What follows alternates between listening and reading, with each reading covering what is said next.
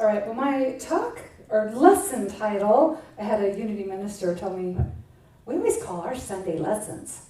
And I was like, oh, that's what we used to do. I don't know why I forgot to say that. But our Sunday lesson, God is the source of my supply. This is a unity concept, and we talk about it all the time. But the idea of God being the source of our supply is actually mentioned in the Hebrew Bible somewhere between 3,000 and 6,000 years ago. And it's in the Ten Commandments. We do study the Bible here at Unity because we understand that there are many levels of wisdom throughout the scriptures. And that if we study the scriptures with an open heart and an open mind, spiritual truth is revealed. And so spiritual truth is like the stories of Job, David and Goliath, the prodigal son, where we have to study them, and finally one day it's kind of like a, whoa, okay, there's something deeper hidden in these stories. And so truth in all of the scriptures, truth is the action of spirit in our lives, and it is unlimited.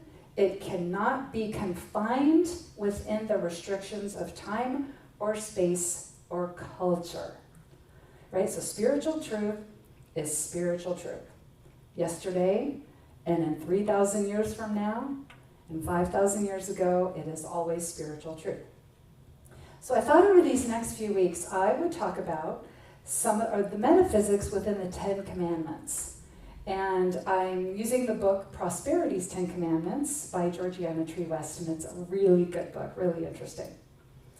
So Moses ushered in a brand new age when he brought the Ten Commandments to the Hebrews. It was an age of spiritual revolution. And we hear about the big spiritual revolution with Moses, and then again with Jesus the Christ. So the Ten Commandments reveal a truth concerning the relationship we have with each other, but also the relationship we have with our Creator. Now, back in the time of Moses, the idea of the indwelling spirit was just not in their paradigm, any more than electricity was in their paradigm. Okay, electricity was available, and somebody from the electricity place could travel back in time and build the power plant, because electricity was available. But it just was unheard of. It wasn't yet in our realm of imagination. We couldn't even imagine that yet. So they also lived under the paradigm that deities were out there. Okay, the deities were out there. They believed, in that time period, to get the attention of a specific deity, because they needed something or they wanted something. They would get the attention of the deity through maybe overindulging in things, right? Having a big party. Or they would offer things to the deity to bribe the deity. Okay, they thought, the gifts will make all the difference. Now the Ten Commandments come along and change everything. They change everything. So today we're going to go into the first commandment, which is, thou shalt have no other gods before me. Now the Hebrew people, they did have faith. They had faith that somebody would come rescue them from bondage in Egypt, and that person was Moses, acting on God's direction. And they were indeed released from bondage. But we know the story doesn't have a happy ending right there. In fact, it's like many, many, many years before their story has a happy ending where they get to settle down. So they leave Egypt, and they become frustrated along the way. They didn't see Moses, even with all the miracles that were being performed, they didn't see that this God was coming through for them. They didn't see Moses coming through for them, especially when Moses disappeared up the hill, right, to get the Ten Commandments, and he didn't come back. They just lost faith. Okay, so they figured they'd given God his chance, they gave Moses his chance, and they decided at that point they needed to reach for another God. That's when they built the idol. And they offered gifts, they had huge parties, hoping to get the attention of this new deity so they could get on to the next part of their lives. So they could get on to a place where they could build their homes and have their families and grow food. They got off track because of lack of faith. That's all. They lost faith. But Moses did. He got the 10 Commandments. He broke them because he was really mad, but he went back and got some more. Came back with the 10 Commandments. And with Moses' guidance and with the 10 Commandments, they got back on track. The Hebrews were the first people to introduce the idea that it was not bribery or partying, but it was good behavior, it was good works, it was being a loving person that caught the attention of deity. So they still saw deity as outside of themselves, but from that point going forward, there was a deepening understanding of truly what our relationship is with our Creator. So that understanding expanded exponentially up to Jesus' time. Now metaphysically, okay, we've got thou shalt have no other gods before me. That translates for us to, you shall look to no other gods. You should look to no other sources but God for your supply. God is the source of your supply, right? We say that all the time. God is the source of our supply, anything we could possibly need, anything we desire, we wish for, anything we imagine and think would be great, even things we don't know yet that we would desire and would make our life wonderful. In the book of Matthew, chapter 6, verse 33, Jesus says, seek first the kingdom of God and all his righteousness, and all these things will be added to you. All these things being abundance in your life, your greater good. But we have to seek first the kingdom of God, which is within us, and all his righteousness. Okay, and that righteousness, all that is it's harmony established within our consciousness. That's it. That is a state of righteousness. So it's being in that harmony rather than fear, doubt, worry, resentment, obligation, anxiety, lack thinking. So to look to God instead of some other source, we have to first be filled with faith. Right? That's why we are looking to God, the kingdom within us, and be filled with all the righteousness. Now, whatever we desire, whatever it is that we desire, whatever it is we get excited about and enthusiastic about, we align with the divine within, we establish the state of harmony in our consciousness, and that's how we call that forth. That's how we call that forth. So, you shall have no other gods but me. God is the source of your supply. Don't look outside yourself. Don't look out there anywhere for it. Now, we don't look out there because God is the source of our supply, because God is all things. God is already all things. So we're going in here first to get directed and to be in the right place at the right time to call forth exactly what is for us. God is all things. God is also at work in all things. This is why it is possible to have anything we desire. Because if we've desired it, where do we think that desire came from? It came from God. And God is everywhere present. So we call it forth. Now, what exactly are we doing when we look to something outside of ourselves for our supply? Right? I was thinking about that. I was like, well, what am I doing? I don't even know. I don't even know why I'm here. No, I do.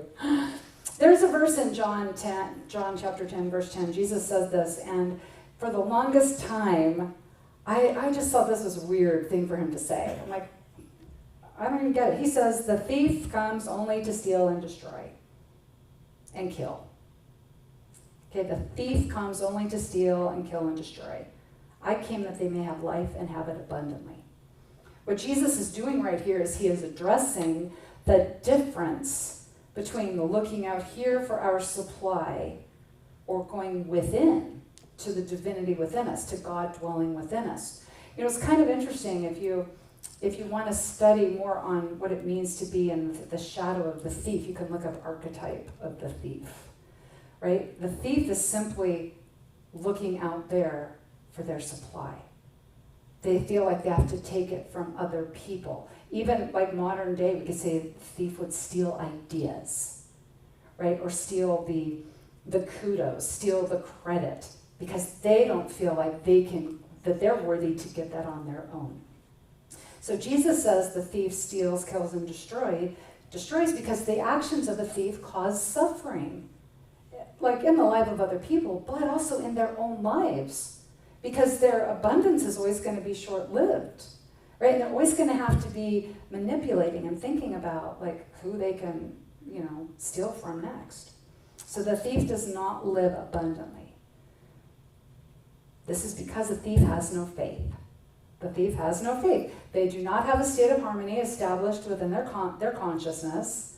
They're looking out here to see who they can steal from. They have a state of lack in their consciousness, right? They live through lack. So they don't believe or trust that there's something greater working through them, for them, as them. It would not occur to them to turn toward spirit, to call forth spirit for their abundance in their life. Because they're looking out there. Like, what does somebody have that I want and I should steal from them? Now, in modern day life, how might that look in our modern day life? Okay, it may be stealing ideas. Stealing ideas. Years ago, I got to study with a Celtic shaman. She was from Wales. And she was such an interesting lady. She had a lovely life. And she was happy. And I just loved knowing her. And she created something called vibrational essences, which are kind of like flower essences, right? The Bach flowers. Well, I thought, I want to have a happy life just like her, so I'm going to do flower essences too. Now, I did have fun doing it. I did have fun. It was fun. And I still do them sometimes on occasion. But I was looking to that as the thing that was going to make me just like her. Because I didn't get yet. I'm not here to be like her. I'm here to love her and enjoy her friendship, but I'm not here to be her. I'm here to call forth that within me. Okay, so when we are desperately trying to create something in our environment, and we're looking outside of ourselves, that's looking to something else besides God for our supply, right? I was looking to the vibrational essences. Because God is the source of our supply, all of our desires that feel really good that come through us, those are also supplied by God. If we are desperately reaching outside of ourselves for solutions, okay, that is caused by lack. If we're looking out here, well, what could I do? Who could I copy? Who could I mimic? That's desperation. So that's not being aligned with God. Also, a way that we do not turn to God as the source of our supply is when we pray for our good. And the prayer may be really amazing. We may start off our day with a great prayer. It's like, God is the source of my supply. I am the child, the beloved child of an abundant creator. Thank you, God. Thank you, God, for answered prayer. Right? And then we walk out the front door. Like, I'm going to be late. There's so much traffic. And I'm not going to get that promotion that I want because I'm not smart enough. Right? So then again, we're looking outside of ourselves and we're judging why we can't have what we want. We just prayed for something, but then out here we find all the reasons why something won't work out for us.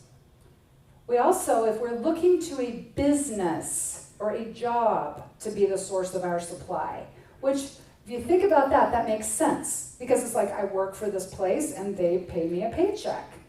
But see, if we think they're the only way we can survive, if something happens to them and they tank, we're sunk also. I remember when I got let go of from my job when I was at the mortgage company. I used to work there too. Within the next year, I became a massage therapist. So I was really happy a year later. It was a little, crushing and sad to be laid off from a place where I had worked for 10 years. But a year later, I was doing really well, and I was happy. But we had a meetup with some other people who got laid off at the same time I did. And there were a couple of these ladies who had been there like 30 years. And they were planning on retiring from this company. And they hadn't been able to get over it. And so it was like, my life is hard. I haven't been able to find a good job. I'm not going to be able to retire when I wanted to, all because of this mortgage company. So that was looking for a source outside of ourselves. That's where we're focused on the source outside of ourselves. We also were looking outside of God, right? We're looking at another source outside of God when we blame something in our environment. Okay, we could blame a creditor that we owe money to, but be like, well, if they didn't have such high interest rates, if my car payment wasn't so high, I'd be happy. It's all the creditor's fault. Okay? We can also feel victimized by a person and blame the person. Well, I can't do what I want to do because this person did this thing to me and they stole my great idea and now I just have to be sad and lonely the rest of my life. Right? So we're looking outside of God being the source of our supply. Now here's a big one that we do, right? And it feels pretty normal and natural in our current environment over the last few years. We are looking outside of God as the source of our supply. Whenever we look at somebody else and judge them and think we need to make them behave in a certain way. And I'll explain this, right? If we think we are in charge of telling somebody how to eat, vote, pray, or parent, like it's all on us to make them do the right thing and do it our way, we're not trusting that the power that created the worlds is also working through them. Well, if we're not trusting the power that created worlds is working through them, we have not established a state of harmony in our own consciousness, so we're not trusting that power working through us either. Right? So, yeah, we can be, like, and I'm not saying something like, if we want to say, well, don't drink this, it will make your stomach really upset. Like, sometimes we just want to offer advice. It's like, you could feel really sick if you drink, I don't know, this whatever. But when we're trying to convince somebody they need to live like we live, okay, eat, vote, pray, or parent like we do. Those are all considered dark tactics, right? Trying to control people or blaming something outside of ourselves, putting our focus on something out there that it needs to change and make us happy. That's actually considered a dark tactic.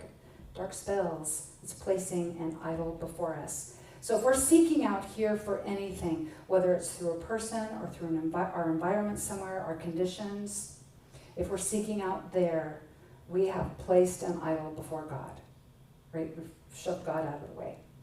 So God is the source of our supply. We sing about it, we affirm it, but sometimes it's good to ask ourselves if we are turning to other deities out there instead of turning to God. I know that I do that. I know when I'm doing that because I'll end up blaming something outside of myself. I'll blame something out there for my lack, or I need it to change so I can be happy. That's how I know I'm looking at an idol instead of the God within me. So if we're in fear, if we're in doubt, if we're in worry or anxiety, we have put an idol out there. We're looking to the idol. We don't have our faith. So here's the first step, really, just to getting back into the faith and allowing God to be the source of our supply. Because God's always the source of our supply. We turn away from that, though. We turn away from the goodness. So this first step is we simply let God move through us. We just let it. We don't have to go get a special attunement. We don't have to go someplace and buy that special book or certificate, okay, bottle of wine. We don't have to get something outside of ourselves. We simply let what's already there do what we were designed to let it do, okay? So we just let it. It's not meant to be complicated, but it does take practice. It takes a lot of practice, at least for me. It's taken a lot of practice. So one of the things that's very helpful in just reminding ourselves of this is to say, God is all things, and that means me. God is all things, and that means me. And everything in the world, everything that's ever been and everything that's yet to be, what is it that I need right now? What do I need? Do I want health, prosperity, success, to be personally empowered? Then I ask God within, the divine within me, to express through me as health. Okay, call forth God through us as health, as vitality, as wisdom, as clarity, as good ideas. Okay, we just ask, we call it forth through us. That puts us in a state of harmony that we can put into our consciousness, right? We're abiding in harmony. And what we're doing is we're asking the force that created worlds to express through us as whatever it is that we need. And it created all things, so of course it can express through us as whatever we need. Whatever we need right here and now, it's a small thing compared to the universe. Mm-hmm. But actually, in God, like, there's no difference in intensity for anything, right? There's no difference in manifesting, a penny or $1 million. It's just money energy. we judge it. We judge the difficulty of it. So that's on us. And that's another way we look to something else as the source of our supply. Well, so I want to make some good money, but that's a lot of money. That'd be really hard to make. I'm going to set my sights lower. I know I could handle that. This, I don't know, but this I could handle. Right? Now, this is not to say that we expect the universe to do all the work for us. We'll be guided to do things. And this is also not to say that because God is working through us, for us, as us, that we have to do all things. Sometimes we're guided to reach out to somebody. Or sometimes we read something and it gives us an inspiration to try something different. So we are being guided always the next thing to do. We don't have to physically do all the stuff. I mean, look at our new stage outside. I wasn't the one out there hammering that together. Right? So just want to thank Nick and Dawn. Thank you guys. Sharon and Alex are not here today. Okay, so to see God as the source of our supply and feel that as our spiritual truth, really feel that that is true. It's already a spiritual truth. All right, it was the truth before Moses had got the Ten Commandments, but it's in the Ten Commandments. So we have something in a timeline we can point at, like at least from the Ten Commandments. It's always been a spiritual truth. God is the source of our supply all the time and forever, right? So all we have to do is to grow our faith within us. We just watch what we're putting our attention on. That's all. We watch what we're putting our attention on. Do we stop to wonder, well, what is this world coming to? When did people get so angry and divided? Why are things so expensive? Okay, well, when I was a kid, you could get a steak for, 5 cents. Remember when gas was 98 cents a gallon, right? What are we putting our attention on? Lack. Putting our attention on lack. So we focus instead on the wonder that is God. We focus on the givingness of spirit. We are designed to let God work through us, for us, as us, and call good into our lives. That's what we're designed to do. That's why that feels good. That's why turning to the dark tactics, that doesn't feel good. Because that's not what we're designed to do. We're designed to just let it work through us. We just let it. So I was thinking our call to action this week. Not all of you will have to do this, but I know I had to. Like I was getting to work on this talk this week, I was looking around and thinking, well, where are my set of behaviors that keep me limited? What are the behaviors I turn to when I want to blame and point my fingers, right? I'll tell you one of mine, like it happened Friday. So yesterday we had our pancake breakfast. Friday my husband comes home with a bunch of food. And one of these food items was like, 8 packs of bacon or something. And he says, he gets home kind of late because he works late, and then he stopped at the grocery store. He says, after I eat dinner, I'll cook up this bacon for you. This is what I do. I say, no, I'll just go to Unity in the morning really early, and I'll cook it there. No, actually, I didn't say it like that. No, you had a long day. I'll just do it. Woe to me, I have to cook all the bacon. And he's like, why don't you just let me do it? And I'd love to say that I got really smart right then and said, okay, thank you, but no, I had to do this a little while longer. And then finally, he's like, why didn't you just let me do it? And I was like, why don't I just let you do it? You're offering. And plus I tried baking some and it got stuck to the bottom of the pan really bad. It was so bad, so bad. Okay, but this is my way. This is my way to feel like I've got to do it. I've got to do it. I don't even know why I believe that, because I have a supportive family. I've had a supportive family. See, it's just me, just me. Okay, so this week we can think about what behavior do I automatically go to put me in lack, to keep me stuck. Because all it is, it's just a brain thing. It's just there's a neural pathway in there that's like running on autopilot all on its own. And as we start paying attention and seeing it, then we start seeing it more. And then we start changing our mind about it. Right? So next time my husband offers to do something, I won't do this for 20 minutes. I'll just say, thank you. I'd really appreciate that. Okay? We can change all this stuff working up here.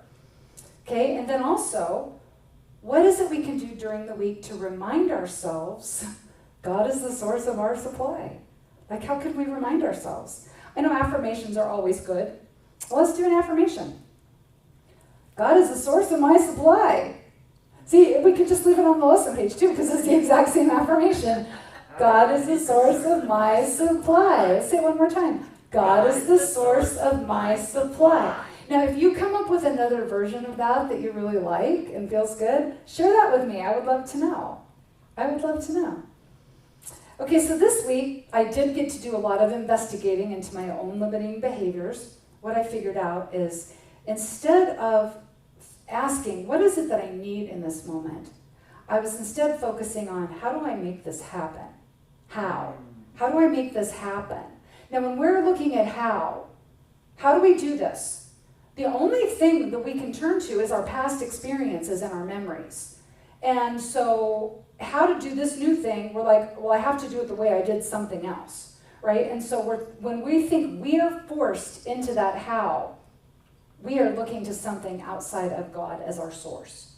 We're thinking, I've got to be the one to come up with this idea, okay? So we're looking outside of ourselves. If instead we try to remember,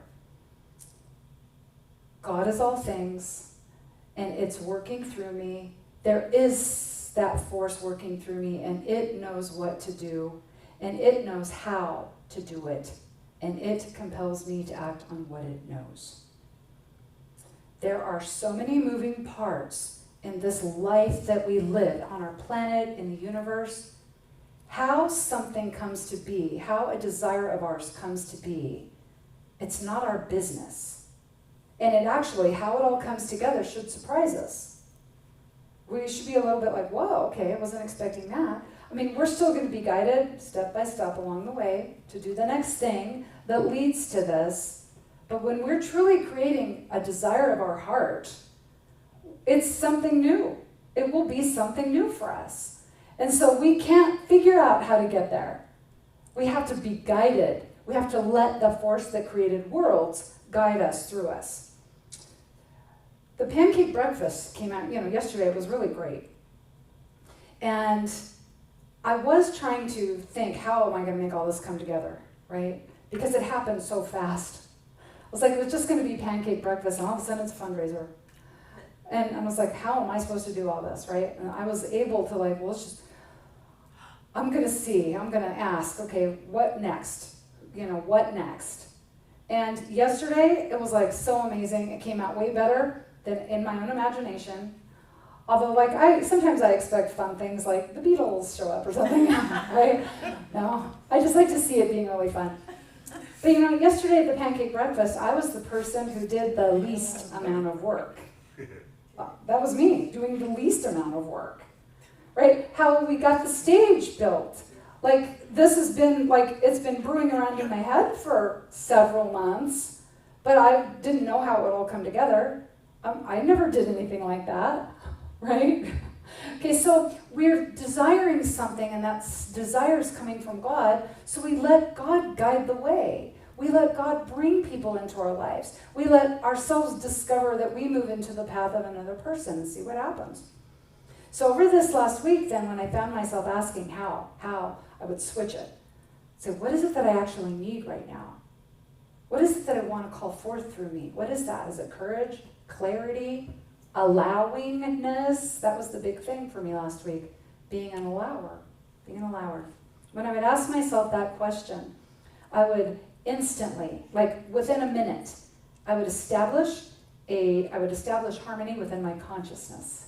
I could feel it. I could feel myself being in that place. And then everything last week, when I would establish harmony in my consciousness, God revealed something through me. Idea. Or somebody calling me, Bonnie. I'm bringing the pancakes. Harry and I are cooking pancakes. Yes. So we do have to ask.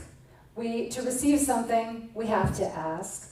If you want to play ball with somebody, They have to throw it to you, but you have to throw the ball to them, right? If you just stand and hold that ball, you don't get to really have very much fun with it. So that's like throwing a ball back and forth with a friend. This is the game of asking and receiving with God. We ask a question, that's actually throwing the ball. We receive the answer, and the ball comes back to us. And it has a magic message inside of it telling us what to do next. Okay, so we ask and receive through this week for fun. Ask yourself, what is it that I really need right now? What is it that I'm looking for? Like if I could direct the power that creates the worlds through me right now, what would that look like? Well, guess what? I can direct it. All I have to do is ask it. That's all I have to do is ask it. Okay, so we let that power move through us. We let it be whatever it is we need in that moment. We let it be kindness. We let it be success. We let it be abundance, clarity, great ideas.